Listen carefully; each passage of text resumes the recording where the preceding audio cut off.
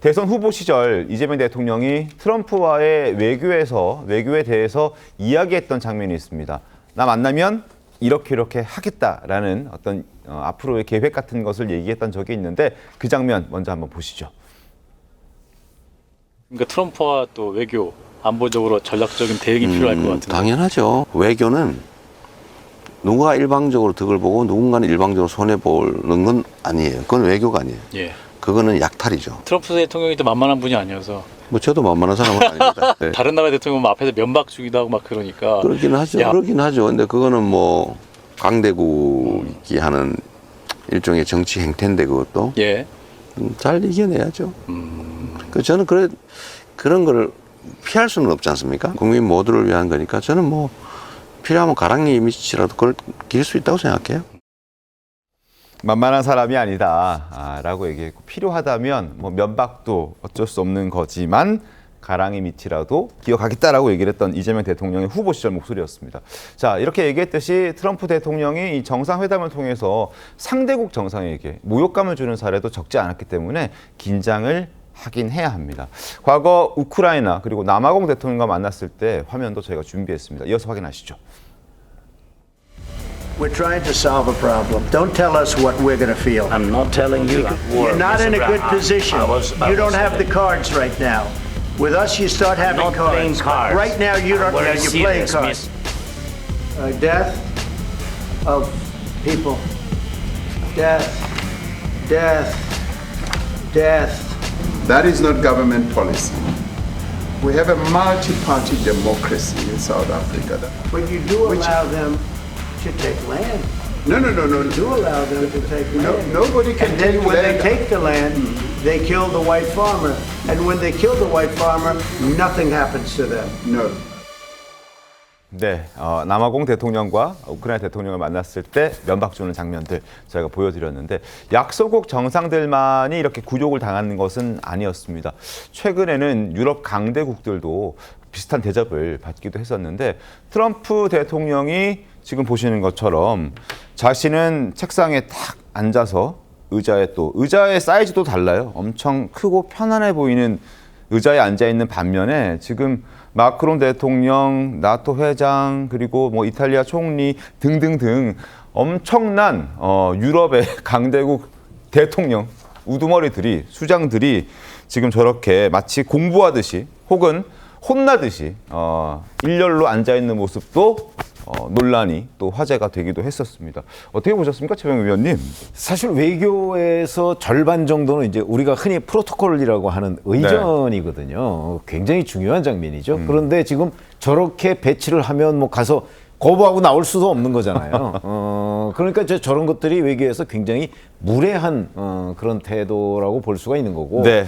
저렇게 되면 근데 트럼프 미국 대통령 같은 경우는 저런 장면들이 워낙 많기 때문에 그래서 뭐 특별히 어느 나라만 그 뭐 푸대접을 한다 또 뭐 이것도 아닌 것 같아요. 모두 다 푸대접인가요? 그러니까 다 그런 식이죠. 그래서 트럼프 대통령의 스타일이구나라고 네. 이해를 하면 저는 될 것 같고요. 그렇다고 해서 지금 현재 미국의 위상이라는 것이 뭐 그 우리나라나 아니면 뭐 유럽 국가들이 무시할 수 있는 건 아니지 않습니까?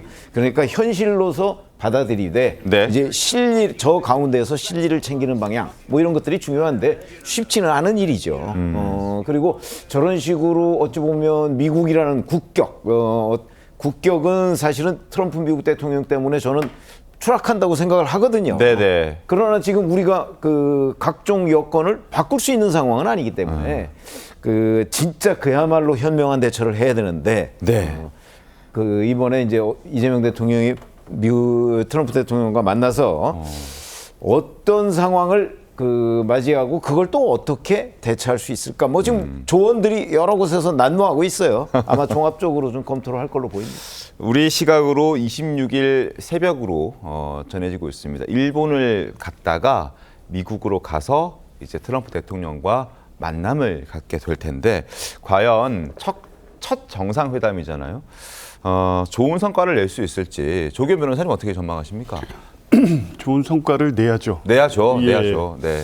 일단 통상 협상이 타결은 됐지만 이 세부적인 협의와 관련해서 미국이 어떤 요구를 할지 이제 구체적으로 확인될 수는 없지만 이번에 이제 재계 총수들이 대규모 사절단으로 같이 감으로써 아마 트럼프를 만족시킬 만한 여러 가지 준비가 좀 돼 있을 것으로 보여지고요. 또 네. 중요한 것은 이제 안보 관련 의제들일 텐데 지금 주한미군 위원화라든가 이 우리 안보에 아주 결정적인 문제들도 이제 거론될 경우에 그게 향후 아시아 전반과 관련해서 트럼프가 어떤 요구를 하게 될지 우리가 어느 정도에서 수용 가능한 합의를 하게 될지 관심을 가질 수밖에 없는데 어쨌든 통상 협상 때도 그렇고 네. 트럼프는 우리 정부가 내놓는 안에 대해서 호의적인 입장인 건 분명해 보이고 그 연장선상에서 보면 이번 정상회담에서도 뭐 여러 걱정은 있고 또 트럼프 같이 돌발적인 행동이라든가 의제를 끌고 가는 스타일을 고려했을 때는 우리가 예측하지 못한 상황이 있을 수도 있지만 적어도 지금까지 전반적인 상황은 통상이라든가 안보 관련해서 어느 정도 성과 있는 회담을 할 것으로 기대를 해봅니다. 알겠습니다. 그만큼 준비가 잘 되어 있다라는 말씀을 해주셨는데 김광삼 변호사님, 근데 골프 외교가 뭐 이번에 있을 수도 있다라고 했는데 빠지게 된 거죠, 이거는? 아마 그 골프를 트럼프 대통령과 칠 것이라고 생각을 했던 것 같아요. 네네네. 여러 가지 추측을 보면 그래서 또 이재명 대통령이 이제 갑자기 또 휴가를 냈지 않습니까? 뭐 휴가 내고 연습한다는 얘기도 그렇죠. 있었고요. 취임한 지 뭐 한 2개월도 안 됐는데 네. 그러면 근데 결과적으로 그 상당히 이제 트럼프하고 이제 골프를 친다는 건 상당히 중요한 의미가 있다고 봐요. 왜냐하면 일반적인 이제 정상회담 자체는 현안을 가지고 얘기하는 거잖아요. 네. 또 거기서 어떤 딜이 이루어지냐에 따라서 엄청난 어떤 경제 판도가 달라지는데 골프 자체는 거기서는 뭐 현안 얘기도 물론 할 수 있겠지만 전반적으로 이제 친밀도와 관련된 거고. 그럼요. 또 트럼프 대통령이 이재명 대통령이 골프를 치겠다는 것은 어떻게 보면 굉장히 우호적인 제스처라고 이렇게 볼 수 있다고 봐요.